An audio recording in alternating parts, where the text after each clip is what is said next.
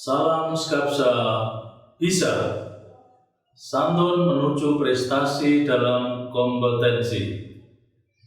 Oke pelajar Skapsa, pada mata pelajaran Pendidikan Agama Katolik dan Budi Pekerti kelas 12 semester 5 hari ini kita akan membahas materi tentang memperjuangkan keadilan. Untuk itu, mari simak materi berikut ini. Baik anak-anakku yang terkasih dalam Tuhan Yesus, pada hari ini kita akan bersama-sama mendalami satu materi yaitu memperjuangkan keadilan. Keadilan adalah salah satu nilai-nilai dalam masyarakat yang perlu kita perjuangkan.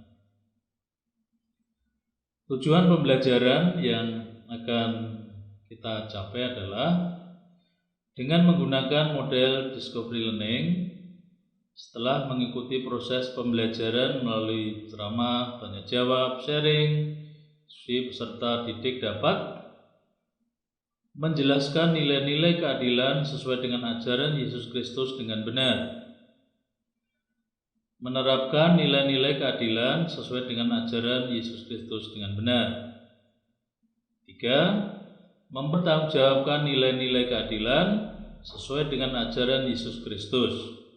Dan yang keempat, menjalankan nilai-nilai keadilan ciptaan sesuai dengan ajaran Yesus Kristus dengan benar.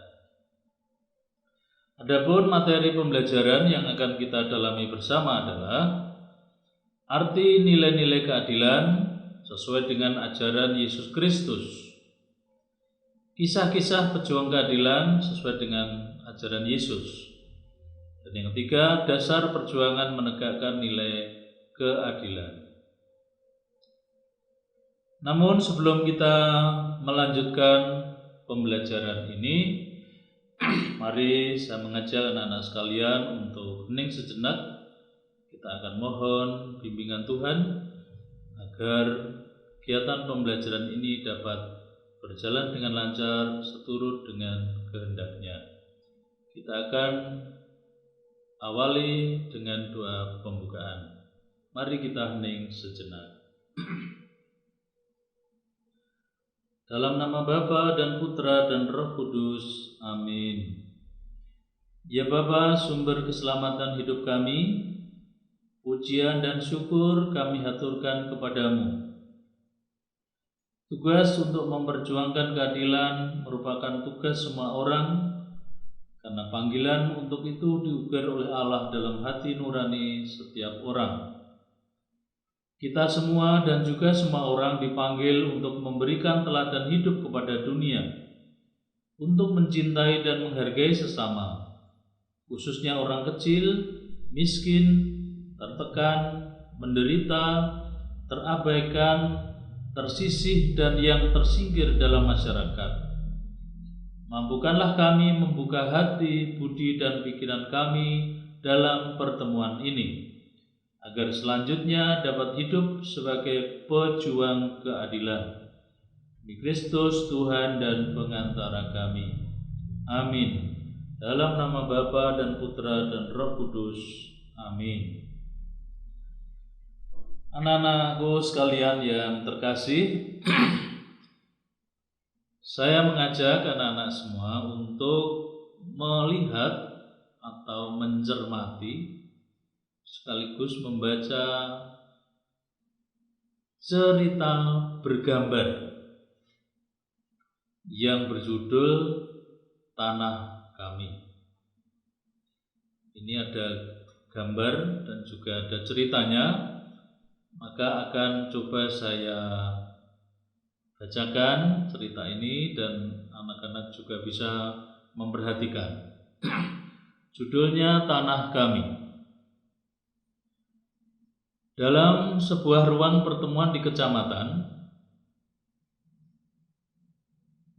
saudara-saudara kepala suku dan kepala adat yang terhormat, demi kesejahteraan kita bersama, di kawasan ini akan dibentuk proyek perkebunan inti rakyat disingkat PIR Proyek ini sangat menguntungkan kita semua karena membuka lapangan kerja baru dan memberi kemungkinan baru bagi para pemilik tanah.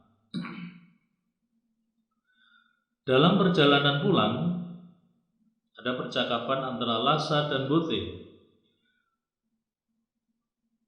Apakah proyek ini sungguh menguntungkan, Lasa? Kurang tahu, Bote. Hanya saya ragu-ragu kalau tanah yang seluas 20 hektar itu kuserahkan, apakah hidupku menjadi lebih baik? Kontraktor membujuk Lasa di rumahnya. Karena Lasa terlihat murung dan sedih di rumahnya. Mengapa sedih?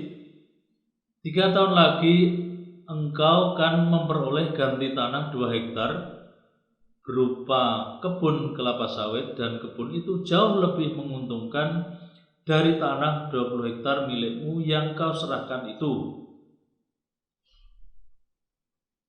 Di rumah keluarga Bote, terlihat Bote dan anak istrinya sedang bercakap-cakap. Kenapa Bapak belum menyerahkan tanah? Saya dan Lasa sepakat tidak akan ikut PIR. Tanah itu tanah kami, jadi kami bebas menggunakannya apa saja. 1 bulan kemudian, Lasa diajak ke kebun Bote. Lihat, semua tanaman rusak terbakar.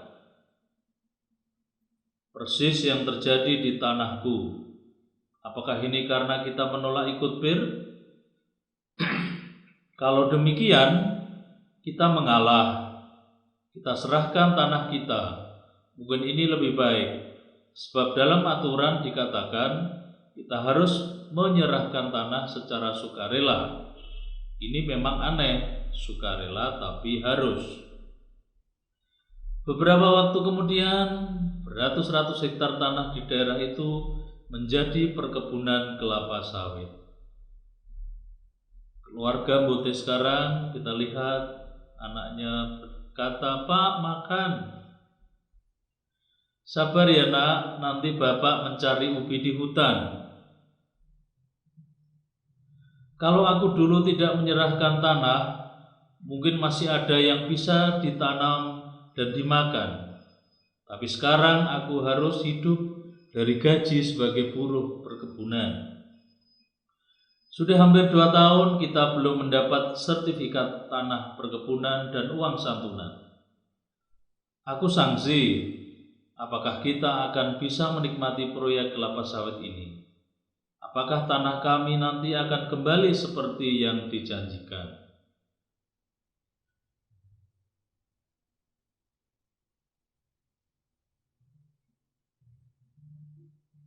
Anak-anakku yang terkasih, sesudah membaca, mengamati cerita bergambar tersebut, ada beberapa pertanyaan yang perlu kita renungkan.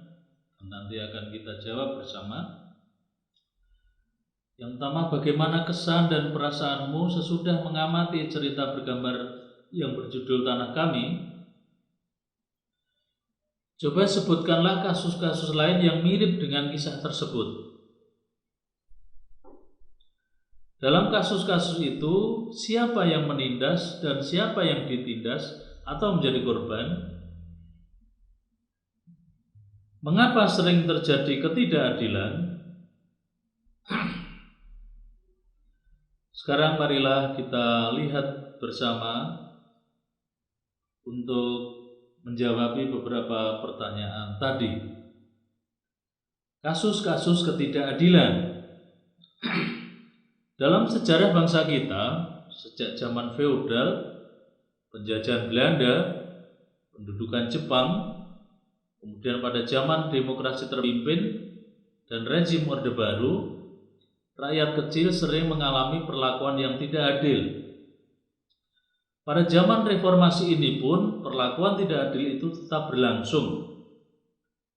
Ketidakadilan tampak nyata dalam bentuk-bentuk antara lain perampasan dan penggusuran hak milik orang, pencurian, perampokan, dan korupsi, pemerasan, KKN, korupsi, kolusi, nepotisme, dan rekayasa, keengganan membayar utang, termasuk kredit macet yang merugikan rakyat kecil, dan sebagainya. Semua tindakan itu menunjukkan bahwa masyarakat kita secara sadar atau tidak sadar sering tidak menghormati hak milik orang, lebih-lebih hak milik masyarakat dan negara. Lalu pertanyaan berikutnya, apa yang menjadi akar masalah ketidakadilan? Semua ketidakadilan yang menyengsarakan dan memiskinkan rakyat kecil itu disebabkan oleh sistem dan struktur sosial, politik, ekonomi, dan budaya yang diciptakan oleh penguasa. Sebagian besar rakyat berada dalam posisi terjepit, jadi bulan-bulanan segelintir penguasa dan pengusaha yang hidup berkuasa dan kaya raya. Sistem sosial, politik, dan ekonomi yang baik secara sadar maupun tak sadar dibangun oleh penguasa dan pengusaha menciptakan ketergantungan di kalangan rakyat jelata. Berbagai bentuk ketidakadilan yang sampai saat ini masih juga sering terjadi, antara lain sikap diskriminatif dan tidak berperi kemanusiaan terhadap kaum perempuan, pendatang, dan imigran, penganiayaan karena perbedaan etnis atau kesukuan yang kadang-kadang berakibat pada pembunuhan massal, penganiayaan terhadap orang-orang yang menganut kepercayaan tertentu oleh kelompok-kelompok penguasa karena merasa diri terancam, perlakuan semena-mena terhadap orang-orang dari aliran politik tertentu masih ada, penolakan terhadap orang-orang jompo, yatim piatu, orang sakit, dan cacat, tidak memberi mereka kesempatan untuk bersuara sehingga mereka menderita tanpa mampu berbuat apa-apa. Anak-anakku sekalian yang terkasih,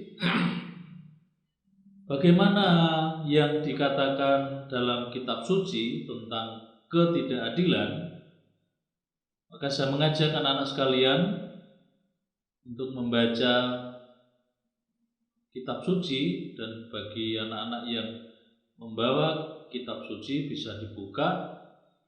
Kita akan membaca dari kitab Amos bab 5 ayat 7 sampai dengan 13. Sekali lagi, kitab Amos bab 5 ayat 7 sampai dengan 13. Kita akan baca bersama-sama dan saya akan membacakan di sini. Anak-anak bisa ikut membaca ataupun menyimak dari kitab sucinya. Demikianlah firman Tuhan, melawan perkosaan terhadap keadilan. Hai kamu yang mengubah keadilan menjadi ibu dan menghempaskan kebenaran ke tanah. Dia yang telah membuat bintang Kartika dan bintang belantik, yang mengubah kekelaman menjadi pagi, dan yang membuat siang gelap seperti malam. Dia yang memanggil air laut dan mencurahkannya ke atas permukaan bumi, Tuhan itulah namanya. Dia yang menimpakan kebinasaan atas yang kuat, sehingga kebinasaan datang atas tempat yang berkubu. Mereka benci kepada yang memberi teguran di pintu gerbang, dan mereka keji kepada yang berkata dengan tulus ikhlas. Sebab itu, karena kamu menginjak-injak orang yang lemah dan mengambil pajak gandum daripadanya, sekalipun kamu telah mendirikan rumah-rumah dari batu pahat, kamu tidak akan mendiaminya. Sekalipun kamu telah membuat kebun anggur yang indah kamu tidak akan minum anggurnya. Sebab aku tahu bahwa perbuatanmu yang jahat banyak dan dosamu berjumlah besar. Hai kamu yang menjadikan orang benar terjepit, yang menerima uang suap, dan yang mengesampingkan orang miskin di pintu gerbang. Sebab itu orang yang berakal budi akan berdiam diri pada waktu itu, karena waktu itu adalah waktu yang jahat. Demikianlah firman Tuhan. Syukur kepada Allah. Anak-anakku yang terkasih, setelah membaca firman Tuhan dari kitab Amos tadi, ada beberapa pertanyaan yang perlu kita jawab juga. Pertama, kepada siapa kata-kata keras Nabi Amos itu ditujukan? Karena seorang nabi itu kalau sudah berkata-kata dengan keras, berarti ada hal-hal yang tidak beres. Yang kedua, bentuk-bentuk ketidakadilan apa sajakah yang dikecam oleh Nabi Amos? Dan yang ketiga, kelompok mana yang dibela oleh Nabi Amos dan mengapa? Anak-anakku sekalian, keserakahan rupanya selalu terjadi sepanjang sejarah manusia. Dalam kitab suci diceritakan tentang orang-orang serakah yang mendatangkan kemelaratan bagi orang lain. Dalam kitab Amsal bab 1-6 diceritakan bagaimana Nabi Amos tampil di panggung sejarah Israel saat Israel mencapai puncak kemakmurannya sekitar tahun 750 sebelum Masehi. Sebagai seorang nabi, ia diutus untuk mengingatkan bangsa Israel akan kelakuan mereka yang tidak berkenan di hati Allah dan mengajak mereka untuk bertobat.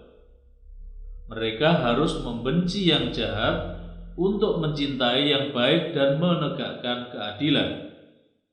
Dari Amos bab 5 ayat 15. Situasi masyarakat atau bangsa Israel pada zaman Nabi Amos tampil adalah sebagai berikut. Kekayaan dikuasai oleh sekelompok kecil orang yang merusak hidup mereka sendiri. Orang-orang yang berkuasa dan kaya itu menipu dan memeras orang-orang kecil. Upacara keagamaan yang meriah hanya merupakan kedok untuk menutupi kejahatan. Dengan kata lain, ibadat bangsa Israel penuh dengan kepalsuan sehingga dibenci oleh Tuhan. Coba lihat Amos bab 5 ayat 21 sampai dengan 27. Selain mengecam perilaku orang Israel yang tidak berkenan kepada Allah, Nabi Amos sebagai penyambung lidah Allah juga menunjukkan jalan keluar yang harus ditempuh untuk menghindari hukuman Allah, yaitu pertobatan mendasar. Amos bab 5 ayat 4 sampai dengan 6. Pada bagian akhir masa baktinya, Nabi Amos menyampaikan janji keselamatan dari Allah bagi sisa-sisa Israel. Amos bab 5 ayat 11 sampai dengan 15. Anak-anakku sekalian yang terkasih, keadilan adalah dasar masyarakat dan negara. Keadilan adalah keutamaan sosial yang paling mendasar. Keadilan tidak hanya mengatur kehidupan orang per orang, tapi lebih-lebih kehidupan bersama antar manusia. Keadilan adalah keutamaan khas manusiawi.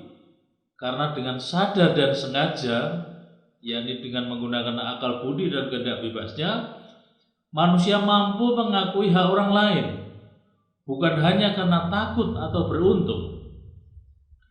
Keadilan adalah prinsip penata dan membangun masyarakat manusiawi. Namun, prinsip ini seringkali harus berhadapan dengan kekuatan lain yang kerap kali juga dijadikan dasar penyusunan masyarakat, misalnya kekuasaan, ideologi tertentu, dan sebagainya.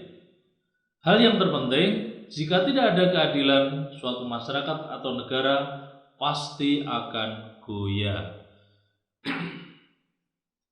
Berikutnya, landasan memperjuangkan keadilan. Negara dalam pembukaan Undang-Undang Dasar 1945 dikatakan bahwa menciptakan keadilan sosial merupakan salah satu tugas utama Republik Indonesia. Dengan demikian, segala bentuk ketidakadilan tidak boleh dibiarkan di bumi Indonesia. Negara dan seluruh alat negara berkewajiban untuk menciptakan jalur-jalur dan prasarana-prasarana ekonomis, politis, sosial, dan budaya yang menjamin keadilan dan kesejahteraan bagi segenap warga negara Indonesia. Lalu bagaimana dengan ajaran gereja? Pertama-tama, gereja harus tetap mewartakan firman Tuhan yang ketujuh, yang berbunyi, jangan mencuri. Dari 10 perintah Allah, perintah yang ketujuh berbunyi, jangan mencuri. Jangan mencuri sesuai dengan maksud aslinya dalam kitab Keluaran bab 20 ayat 15 dan kitab Ulangan bab 5 ayat 19, berarti jangan mencuri orang. Jangan menculik dan kemudian menjualnya sebagai budak. Menculik dianggap sama dengan membunuh. Merampas kebebasan seseorang sama dengan mengambil hidupnya. Saat ini gereja sangat prihatin terhadap masalah-masalah keadilan, terutama masalah keadilan sosial. Ensiklik para paus merupakan acuan pertama bagi ajaran sosial gereja, namun bukan satu-satunya. Di samping ensiklik itu, ada pernyataan dari konferensi uskup-uskup yang membahas bagaimana pewartaan iman harus menanggapi tantangan khas di dunia sekarang ini. Sebagai contoh dapat disebut ada ensiklik Rerum Novarum yang dikeluarkan oleh Paus Leo ke-13 dan Quadragesimo Anno oleh Paus Pius XI. Antara lain berbicara tentang keadilan terhadap para buruh. Ada ensiklik Pacem in Terris yang dikeluarkan oleh Paus Yohanes 23 berbicara tentang perdamaian antara bangsa-bangsa dalam kebenaran, keadilan, dan kemerdekaan. Ada juga ensiklik Populorum Progressio yang dikeluarkan oleh Paus Paulus ke-5 berbicara tentang kesenjangan antara negara-negara kaya dan negara-negara miskin di dunia ini. Dalam seluruh ajaran sosial gereja, secara garis besar dapat dibedakan 4 tema yang sedikit banyak berkembang setapak demi setapak. Namun keempat tema ini tetap menunjuk pada masalah-masalah pokok keadilan yang kita hadapi dewasa ini. Supaya kerja dihargai dan agar semua orang dapat memperoleh nafkah yang wajar. Supaya hidup masyarakat dan negara ditata secara demokratis dan sosial. Supaya diatasi kesenjangan antara hidup yang berkelimpahan dan kemiskinan. Supaya penindasan diakhiri dan pembebasan dimajukan. Lalu bagaimana pendekatan menegakkan keadilan? Karena kita tahu bahwa di saat ini menegakkan keadilan juga bukan sesuatu yang mudah, tetapi penuh tantangan. Oleh karena itu dalam Gereja Katolik ada pola pendekatan bagaimana menegakkan keadilan. Yang pertama adalah pendekatan karitatif. Karitatif itu pendekatan cinta kasih. Tapi kiranya tidak cukup, sebab pola ini menina-bubukkan kaum tertindas. Kita hanya memberi, tetapi justru seringkali malah memanjakan bagi mereka yang tertindas. Maka pola pendekatan ini bagi gereja Katolik dirasa belum cukup. Pola yang kedua adalah pola proyek. Dinilai tidak manusiawi karena kaum tertindas hanya dijadikan objek penanganan, hanya dijadikan proyek untuk mencari keuntungan tertentu, sedangkan mereka yang tertindas seringkali justru malah dijadikan objek penanganan. Pola yang agak baik adalah pola kooperatif, yaitu bersama-sama memperjuangkan keadilan. Jadi bersama-sama memperjuangkan, baik yang pelaku pejuang keadilan kerjasama dengan mereka yang menjadi korban ketidakadilan. Adapun langkah-langkahnya pola kooperatif adalah yang pertama, orang perlu mempelajari dengan baik berbagai persoalan seputar hak-hak dasar manusia sehingga dapat menentukan mana yang perlu dilindungi dan mana yang perlu ditegasi. Kedua, keadilan hanya dapat diperjuangkan dengan memberdayakan mereka yang menjadi korban ketidakadilan. Untuk itu tidak cukup hanya dengan karya belas kasih, karena para korban harus disadarkan tentang situasi yang tidak adil ini dan kemudian bersama-sama bangkit melalui berbagai usaha kooperatif untuk memperbaiki nasibnya. Dengan demikian, struktur dan sistem sosial yang tidak adil dapat diubah. Langkah yang ketiga, cara bertindak yang tepat adalah dengan memberi kesaksian hidup melalui keterlibatan langsung untuk mencapai keadilan dalam diri kita sendiri terlebih dahulu. Kita hendaknya mulai dengan diri sendiri dan lingkungan kita, misalnya dalam lingkungan jemaat Kristiani sendiri. Langkah keempat, usaha memperjuangkan keadilan dan kesetiakawanan dengan mereka yang diperlakukan tidak adil tidak boleh diungkapkan dengan kekerasan. Sejarah menunjukkan bahwa cinta kasih tetap menjadi prinsip utama kebanyakan orang untuk bertindak tanpa kekerasan dalam melawan ketidakadilan. Akhirnya, kerjasama dengan berbagai pihak yang berkehendak baik pun perlu terus diusahakan. Anakku yang dikasihi Tuhan, lalu selanjutnya apa yang menjadi sumbangan khususnya orang Kristiani seperti kita ini, apa yang bisa kita lakukan untuk ikut serta memperjuangkan keadilan? Tidak ada yang khusus, karena semua itu sebenarnya adalah panggilan semua orang. Namun ada hal yang perlu ditegaskan berkaitan dengan peran serta orang-orang Kristiani bagi terciptanya keadilan.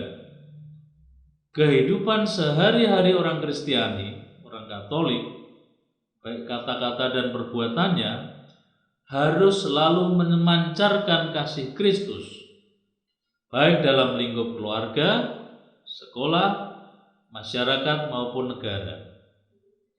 Perbuatan-perbuatan dan kata-kata itu dapat menjadi model atau pelengkap atas apa yang akan atau sudah dilaksanakan banyak orang dalam memperjuangkan keadilan.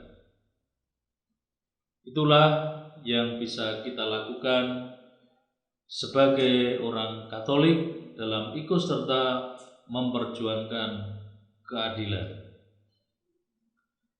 Demikian anak-anak pendalaman materi, dan sebagai tanda syukur kita karena proses ini sudah berjalan dengan lancar, kita tetap akan bersyukur kepada Tuhan dan kita akan akhiri pembelajaran pertemuan kita ini dengan doa penutup.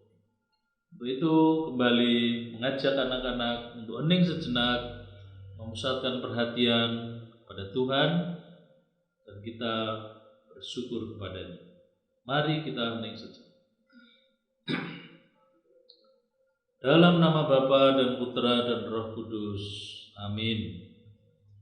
Ya Bapa yang Maha Bijaksana, Engkau telah menyegarkan pemahaman kami tentang memperjuangkan keadilan dalam pertemuan kami ini. Kami mengakui bahwa perjuangan itu tidaklah mudah. Kami mengetahui bahwa selalu ada kekuatan-kekuatan lain yang mau menghalanginya, misalnya pamrih pribadi atau kelompok, egoisme, keserakahan, ketidakjujuran, kesombongan, dan tentu saja struktur sosial masyarakat yang tidak adil, yang menjadi akar dari semua ketidakadilan itu. Walaupun begitu, apapun alasannya, usaha melawan ketidakadilan harus terus berjalan. Di samping itu, bila ketidakadilan makin merajalela, iman akan Allah juga akan merana. Itulah sebabnya menegakkan keadilan dan peneguhan iman akan Allah perlu kami upayakan bersama. Engkau yang hidup dan meraja, kini dan sepanjang masa. Amin. Dalam nama Bapa dan Putra dan Roh Kudus. Amin. Anak-anakku sekalian, kini saatnya saya akan memberikan penugasan kepada anak-anak. Tolong disiapkan buku tugas. Nanti tugas ditulis di buku tugas. Untuk materi ini tugasnya adalah tulislah atau susunlah atau menyusun doa untuk orang miskin, lemah, tertindas. Sekali lagi, tulislah atau susunlah atau buatlah doa untuk orang miskin, lemah, dan tertindas. Tulis di buku tugas, doa itu minimal 40 kalimat. Karena hanya ada satu tugas, maka ditulis minimal 40 kalimat. Setelah ditulis di buku tugas, silahkan difoto dan selanjutnya silahkan dikirim ke Google Classroom yang selanjutnya nanti akan kita lihat tugas-tugas kalian semua. Demikian materi pada kali ini. Terima kasih atas perhatiannya. Tetap semangat, salam sehat. Semoga Tuhan senantiasa memberkati kita semua. Baiklah pelajar Skapsa, demikian materi hari ini mengenai memperjuangkan keadilan. Untuk tugas, silakan ditulis di buku tugas, difoto, kemudian dikirim melalui Google Classroom. Jangan lupa like dan komen untuk mendukung program ini. Klik subscribe dan tekan tombol lonceng supaya tidak ketinggalan informasi. Dan share jika menurut kalian video ini bermanfaat untuk orang lain. Sampai jumpa di video kita selanjutnya. Salam Skapsa, bisa. Sekolah berbudaya industri, berkarakter wirausaha, menjadi idola se-Kediri Raya.